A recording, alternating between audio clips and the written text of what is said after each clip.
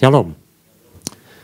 Merdeka dari hidup dalam kebohongan. Itu yang menjadi pesan Tuhan lewat gembala di minggu ini. Berbohong yang dimaksud sini, Mbak Gembala sudah jelaskan, bukan cuma berkata dusta, tapi hidup dalam kebohongan itu artinya ada di dalam kebohongan. Seorang yang hidup dalam kebohongan berarti dia tahu itu tidak benar. Dia tahu dia ada dalam keadaan berbohong. Dia tahu dia hidup dalam membohongi diri sendiri, membohongi Tuhan, membohongi orang lain. Oleh karena itu jelas sekali di sini pesan Tuhan mengatakan Tuhan ingin supaya cara hidup orang percaya itu harus terang, harus benerang, harus jelas, harus bersih. Tidak ada yang ditutup-tutupi, tidak ada kebohongan, tidak ada kemunafikan. Teman saya suka berkata seperti istilahnya Peter Hamann katanya. Waktu saya pertama dengar, apa itu Peter Hamann? Dia katakan, bibir tersenyum, hati menjerit. Kadang-kadang kita mungkin seperti itu ya. Shalom, apa kabar? Luar biasa, tapi hati, wah payah, wah saya lagi susah. Tidak seperti apa yang ditampilkan, tidak seperti apa yang tampak secara lahiriah. Hati menjerit, hati berontak, hati tidak puas, hati bertanya pada Tuhan, mengapa Tuhan seperti ini? Memberontak. Nah kita akan banyak belajar dari Daud. Ketika dia tertekan, ketika dia menderita, hidup dikejar-kejar, Daud pun bisa berbuat salah. Daud pun bisa menjauh dari Tuhan.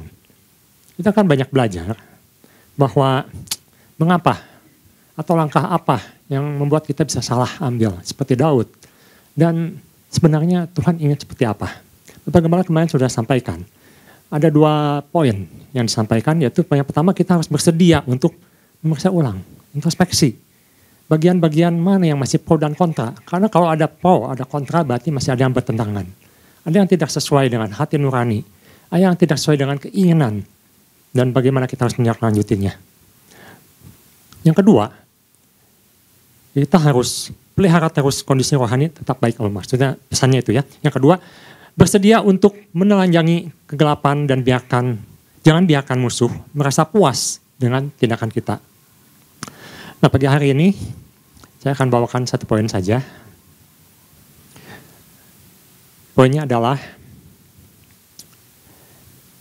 kita harus bersedia untuk berserah sepenuhnya kepada Tuhan. Kita harus bersedia sepenuhnya kepada Tuhan. Berserah ini artinya tunduk. Berserah ini artinya saya setuju dengan Tuhan. Berserah ini artinya saya akan meninggalkan kebohongan dalam hidup saya. Saya akan ambil keputusan yang benar. Saya ingin dipulihkan. Berserah artinya tunduk sepenuhnya dan mempercayakan sepenuhnya kepada Tuhan. 1 Samuel pasal 27 ayat 1. Tetapi Daud berpikir dalam hatinya, bagaimanapun juga, pada suatu hari aku akan binasa. Kita stop dulu sampai di sana ya. Daud membuat suatu pernyataan.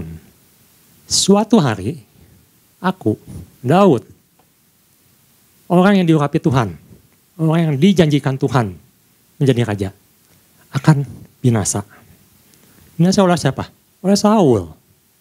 Saul mengejar-kejar terus. 2 kali aku mengampuni dia.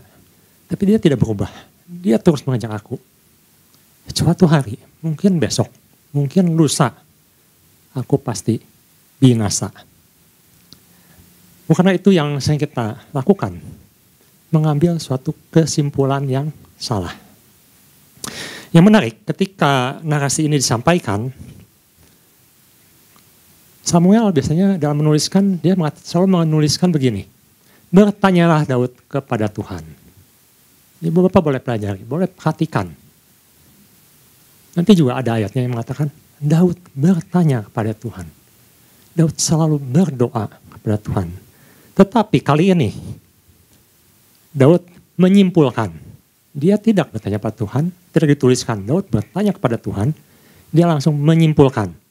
Aku pasti binasa suatu hari di tangan Saul. Dengan kata lain, iman yang mulai melemah. Suatu kesimpulan yang salah sebenarnya. Karena ada janji Tuhan, tapi mulai ada satu penentangan. Benarkah Tuhan mengurapi aku untuk menjadi raja? Kalau suatu hari nanti, besok lusa, aku akan mati di tangan Saul.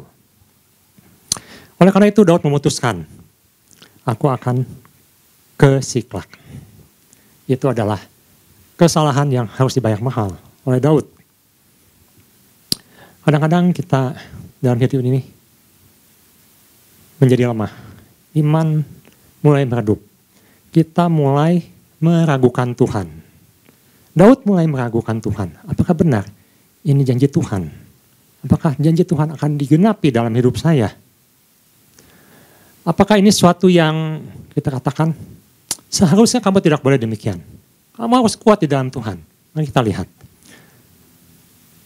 Umur 15 kurang lebih diperkirakan waktu itu Daud diurapi oleh Samuel. Waktu berjalan terus. Saya hitung ini kurang lebih Bapak Gembala katakan 1 tahun 4 bulan di Siklag. Umur 30 tahun jadi raja di Hebron. Itu kita sudah tahu ceritanya di ujung. Tapi kalau kita hitung berapa lama dia menantikan janji Tuhan sebelum ke Siklag. Sebelum dia memutuskan untuk ke Siklag. Saya hitung kurang lebih 13 tahun 8 bulan. Kalau ditambah 1 tahun 4 bulan, genap 15 tahun. 13 tahun 8 bulan, dia belum mendapatkan atau belum menghasilkan atau sesuatu yang terjadi dari janji Tuhan itu belum digenapi. 13 tahun 8 bulan, bukan waktu yang singkat. Semenjak Samuel mengurapi Daud, janji itu belum tergenapi. Saat itu, Daud mungkin memikir, aku harus ke Siklag, ke Akis. Di sana Saul tidak akan mengejar aku lagi. Aku akan aman di sana. Aku akan hidup tenang di sana. Aku bisa berkeluarga dengan tenang di sana. Anak buahku akan tenang di sana. Suatu kesimpulan yang salah. Suatu kesimpulan yang dibawa tanpa doa. Suatu kesimpulan yang diputuskan tanpa bertanya kepada Tuhan. Akhirnya kita tahu, Daud hidup dalam kebohongan. Dia melakukan kegiatan yang sebenarnya boleh katakan dia tidak bertentangan dengan apa yang Tuhan perintahkan. Dalam hal dia merampas atau menjarah suku-suku lain di luar suku Israel. Tetapi Bapak Gembala sudah jelaskan. Ketika bertemu dengan Akis, yang dilakukan adalah berbohong lagi. Berbohong lagi. Berbohong lagi. Dari mana Daud? Oh dari sini, dari sana, di sini. Bohong, bohong, bohong. Hidup dalam kebohongan. Hidup dengan menutupi kebohongan.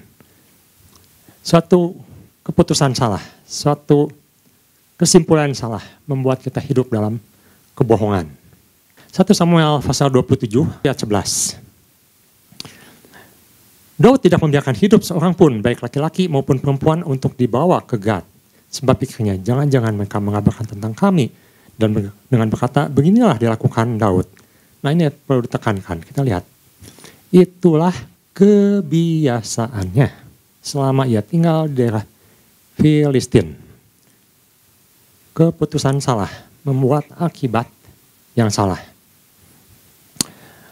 Sesuatu yang baik, ketika dia dikejar-kejar di Israel, di wilayah Israel, dia selalu bertanya pada Tuhan, dia bertekun, dia bertahan di dalam Tuhan.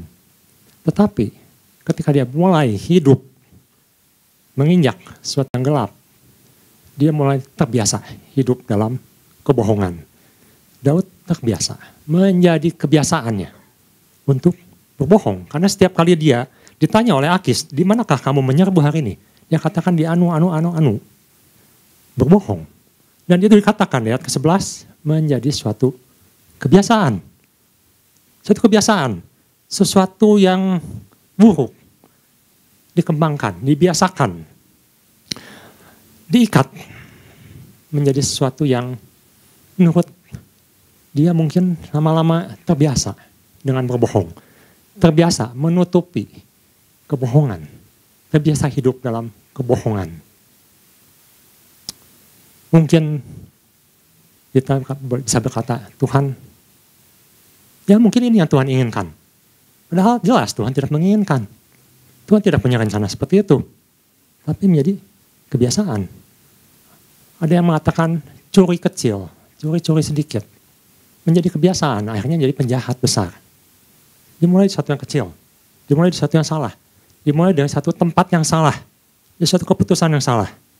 Standar berubah. Lama-lama biasa hidup di sana. Kebiasaan yang salah juga membuat suatu kondisi yang salah. Kita lihat bahwa kebiasaan buruk ini membawa suatu kehidupan yang tidak nyaman.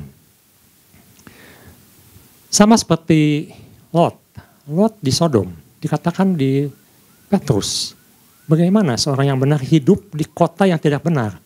Seorang yang benar menderita jiwanya. Setiap hari melihat ketidakbenaran. Di tempat yang salah. Mengakibatkan sesuatu yang salah. Dan ini yang membuat lebih parahnya. Daud ini tidak hanya membawa akibat untuk dirinya sendiri. Kita perhatikan bahwa dia ada keluarga. Dia ada pengikut, ada followers. Dia seorang pemimpin. Dia seorang imam. Bagaimana tindakan salah ini mempengaruhi juga kepada bawahannya, kepada keluarganya, kepada anaknya. Tapi waktu itu dia belum punya anak. Pada istrinya. Menyangkut banyak bidang, merembet kemana-mana. Bukan hanya dirinya sendiri. Kemarin saya sempat ngobrol dengan seorang teman, dia katakan, mengapa dia bawa-bawa orang lain? Kalau hanya dia yang dikejar oleh Saul, dia saja memisahkan diri. Pergi, tempat entah berantah. Beres. Saul hanya mengejar dia. Saul bukan mengejar anak buahnya. Bukan mengejar orang lain. Saya pikir betul juga ya. Kenapa dia bawa-bawa orang lain juga? Tapi setelah saya renungkan, hidup tidak seperti itu. Apa yang kita lakukan ternyata berdampak kepada orang lain. Karena kita ini adalah seorang saksi. Paulus katakan seperti awan yang mengelilingi, melihat bagaimana kita bisa finishing well. Mencapai garis akhir, semua melihat. Sebelah melihat. Teman seiman, saudara seiman melihat. Bapak Gembala melihat. Kita dilihat oleh semua orang. Kita bisa pakai topeng, kita bisa hidup berbohong. Tetapi hati tidak bisa berbohong. Tuhan tahu kita berbohong. Akhirnya apa? Hidup tertekan. Hidup penuh penderitaan. Hidup penuh dengan pertentangan. Dan kita lihat, itu berdampak kepada orang lain juga. Kepada anak buahnya. Kepada orang Israelnya juga. Bahkan kepada Akis. Akis katakan, mulai sekarang dia jadi hambaku. Berdampak kepada semua orang, kepada lingkungan. Kita lihat di 1 Timotius pasal 6 ayat 12. Paulus katakan, kita ini saksi. Iman kita dilihat. Tindakan kita dilihat. Keputusan kita dilihat. Sama 1 Timotius 6 ayat 12. Paulus katakan, bertandinglah dalam pertandingan iman yang benar. Dan rebutlah hidup yang kekal. Untuk itulah kamu telah dipanggil. Dan telah engkau ikrarkan ikrar yang benar di hadapan banyak saksi. Banyak orang yang melihat. Dan kita lihat di 2 Timotius pasal 2 ayat 2. Bagaimana Paulus pun menunjukkan. Dia nyatakan kehidupan dia. Dia tidak menutup-nutupi. Dia tidak memakai topeng. 2 Timotius 2 ayat 2 dikatakan. Apa yang telah engkau dengar. Dari perkataannya. Dari perkataan imannya. Daripadaku. Di depan banyak saksi. Orang-orang melihat. Orang-orang mendengar. Percayakanlah juga itu pada orang-orang yang dapat dipercayai. Dan juga cakap mengajar orang lain. Paulus katakan, aku berkata-kata menyampaikan firman Tuhan. Aku hidup, kamu lihat. Semua orang lihat, semua orang menilai. Tidak semudah apa yang kita pikirkan. apa yang kita perbuat berdampak pada orang lain. Kita bisa pakai topeng, tetapi efeknya merembet kemana-mana. Keputusan yang salah, tidak bertanya Tuhan, jalan sendiri, akhirnya menimbulkan kompromi. Bapak malam di 28 sudah katakan, kompromi. Akhirnya firman dikompromikan dengan kegelapan. Kita lihat di 1 Samuel pasal 29 ayat 1. Keputusan yang salah, hidup dalam kebohongan, membuat situasi yang salah, situasi yang sulit, membuat hidup kita menjadi berantakan. 1 Samuel 29 ayat 1. Orang Filistin mengumpulkan segala tentara mereka ke Afek, sedang orang Israel berkemah dekat mata air yang di Israel. Ayat yang kedua. Maka ketika raja-raja kota orang Filistin berjalan lewat dalam pasukan-pasukan 100 dan 1000, dan ketika juga Daud beserta orang-orangnya berjalan lewat di belakangnya bersama-sama dengan Akis. Daud ada di pihak yang salah. Keputusan kita yang salah, keputusan yang dibuat sembrono, keputusan karena keputusasaan, keputusan karena sudah menanti janji Tuhan sekian lama. Tuhan mana? Kok masih begini ya? Hidup saya belum berubah. Mana janji Tuhan? Kapan digenapi ya Tuhan? Sepertinya percuma saya menunggu sekian lama. Tuhan kok belum genapi juga. Mungkin saya perlu mencoba yang ini. Di mana yang ini Tuhan tidak berkenan. Suatu wilayah yang Tuhan katakan jangan ada di sana. Apakah kita tahu jangan ada di sana? Tahu. Kalau tidak tahu tidak akan terjadi dilema. Karena tahu, jadi dilema. Sudah tahu salah. Akhirnya makin dalam. Musuh tidak akan membiarkan. Bapak katakan, musuh tidak akan membiarkan. Kalau ibu bapak ikut pengajaran 2 kerajaan, iblis tidak pernah membiarkan anak-anak Tuhan yang menginjak gelap dibiarkan, dituntut, dihakimi. Makin dalam, seolah-olah tidak ada jalan keluar. Daud sekarang berada di sana. Daud sekarang harus membela tuannya yang baru. Bukan Tuhan lagi, tapi Akis. Dia menjadi hamba Akis. Suatu keadaan yang tidak bisa dihindari. Sulit. Di satu pihak, dia adalah orang yang diurapi Tuhan. Dia adalah menantu Saul, menantu raja. Dia adalah orang Israel. Dia harus membela nama Tuhan di Israel. Tapi sekarang dia ada di pihak musuh. Dilema. Terpaksa, tertekan, tidak ada pilihan.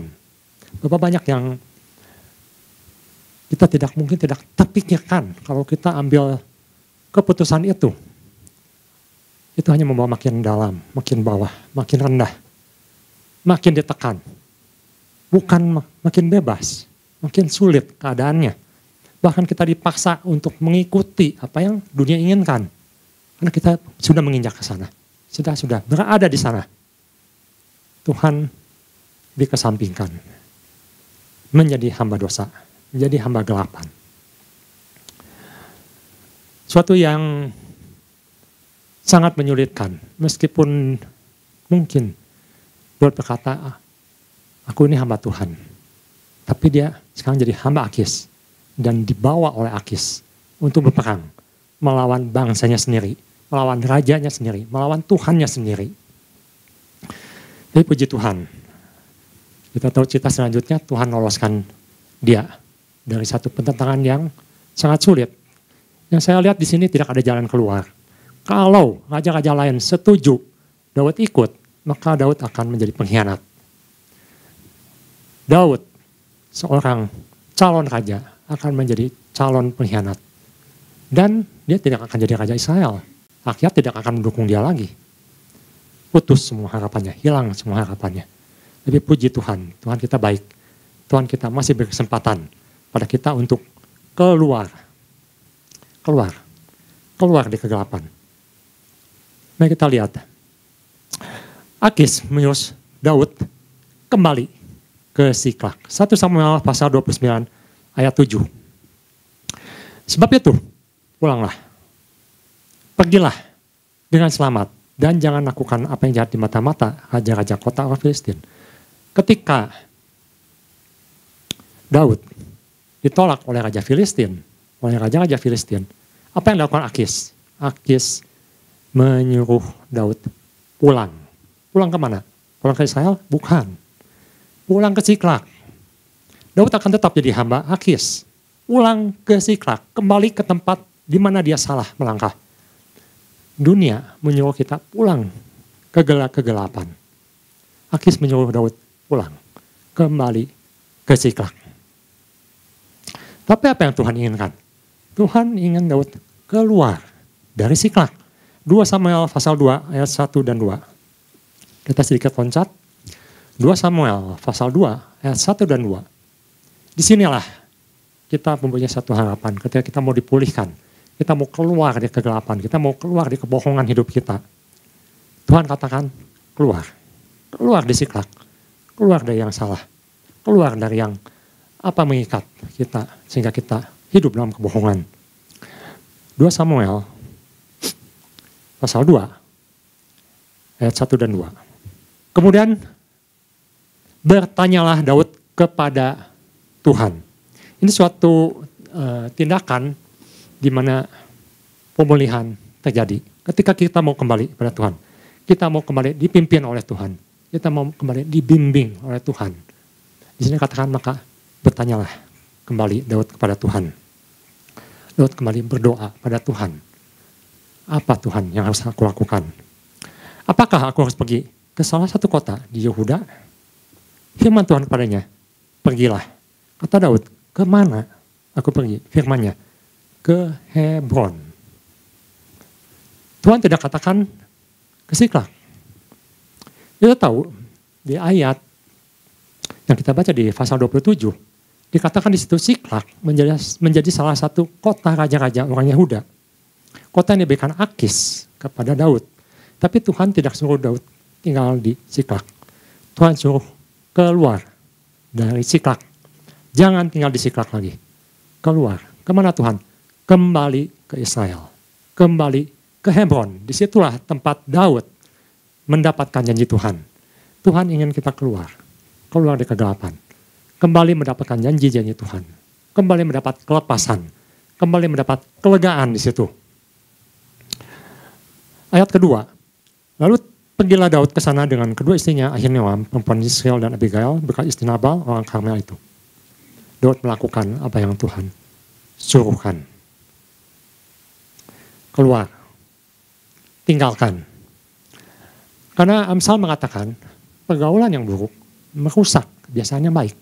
Selama Daud tinggal di Siklak, selama Daud tinggal di daerah musuh, selama Daud bergaul dengan musuh, selama Daud ada di dalam kegelapan, dia akan terus terikat di sana. Tuhan katakan, keluar. Kembali. Kemana Tuhan? Ke Hebron. Ke tempat Daud menerima janji Tuhan. Dan disitulah kita akan baca selanjutnya. Daud ditahbiskan jadi raja. Daud diurapi kembali menjadi raja di sana. Janji Tuhan digenapi. Apa yang bisa kita pelajari di sini? 1 Yohanes pasal 1 ayat 5 dan 6. Kita akan baca di sini. 1 Yohanes pasal 1 ayat 5 dan 6. Yohanes mengatakan begini. Dan inilah berita yang telah kami dengar. Yohanes dengar. Murid-murid Tuhan dengar. Rasul-rasul dengar. Dari dia. Dari Tuhan. Dari Yesus. Dan yang kami sampaikan kepada kamu. Allah adalah terang. Dan di dalam dia sama sekali tidak ada kegelapan. Ayat ke-6. Jadi, jika kita katakan bahwa kita boleh persekutuan dengan dia. Kalau kita mengatakan saya beriman pada Yesus. Saya percaya pada Tuhan. Namun, kita hidup di dalam kegelapan, tapi kita hidup di Siklak. Kita ada di sana. Yohanes katakan kita berdusta. Kita membohongi diri sendiri. Kita hidup dalam kebohongan. Dan kita tidak melakukan kebenaran. Dalam kehidupan ini memang kita sedikit banyak mengalami mungkin apa yang Daud alami. Saya pun juga mengalami di mana janji Tuhan belum tergenapi sepenuhnya. dan bertanya, kapan Tuhan? Kapan? Sekian lama Tuhan. Kalau Daud katakan 13 tahun, 8 bulan, saya menunggu janji Tuhan. Mana Tuhan? Belum kelihatan. Bahkan kok semakin sulit. Kok keadaan kelihatannya semakin memburuk. Kok tidak ada perubahan. Kelihatannya kondisi tidak membaik. Sekian lama Tuhan. Sekian lama saya tunggu. Kapan Tuhan? Tapi apakah kita akan mengira hanya dalam hitungan beberapa tahun kemudian Saul mati, Saul meninggal. Siapa yang bisa tahu? Hanya Tuhan yang tahu. Kita tidak tahu. Tapi yang jelas, Tuhan katakan jangan ke Siklak. Jangan tinggal di sana. Jangan tinggal di daerah musuh. Jangan hidup seperti mereka. Jangan mengabdi pada musuh. Tuhan katakan tetap setia. Ambil keputusan yang benar. Buang sesuatu yang jahat. Buang kemunafikan. Buang hidup dalam kebohongan. Bapak Gembala katakan kita sebenarnya diberikan opsi oleh Tuhan. Kalau kita melihat sesuatu yang tidak benar, bahkan jalan kita bisa berdoa. Itu ketika saya mendengar, oh iya, mengapa saya tidak melakukan hal seperti itu? Bukankah itu bisa dilakukan? Kalau kita menghadapi suatu masalah, kita masih ada Tuhan. Kita masih bisa pimpinan Tuhan. Kalau Daud sempat jatuh di situ, Tuhan tidak suka Daud ada di Siklak. Kita juga jangan mengambil langkah yang sama. Mungkin rasio kita, katakan saya harus ke sana. Di sana harapan saya lebih baik. Saya akan mendapatkan sesuatu yang lebih baik di sana. Tapi Tuhan katakan, jangan ke sana. Itu suatu keputusan yang sangat salah dan dampaknya besar. Bukan hanya kepada kita, pada istri kita, suami kita, anak kita, orang tua kita, teman seiman kita, keluarga besar kita. Semua terdampak. Bahkan kalau kita lihat Daud di Siklak, sampai harta benda dan binatang pun terdampak. Semua kena. Semua kena. Semua terdampak. Oleh karena itu, sekali lagi mari kita ikuti kembali panggilan Tuhan. Apa yang Tuhan panggil kita untuk kita lakukan. Daud diurapi dan dipanggil untuk menjadi raja. Bukan menjadi budak.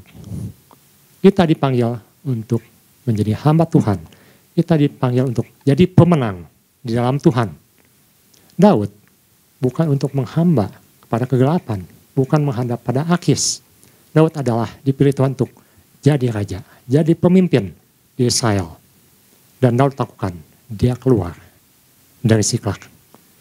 Dia keluar dari kegelapan. Itu satu keputusan yang benar. Dan marilah pagi hari ini juga kita lakukan seperti yang Daud waktu final dia lakukan. Kembali kepada Tuhan, kembali dikuatkan oleh Roh Kudus, kembali ambil keputusan yang benar, kembali kepada panggilan kita, dan kembali merebut kemenangan dalam hidup kita. Keluar dari kebohongan. Tuhan Yesus memberkati.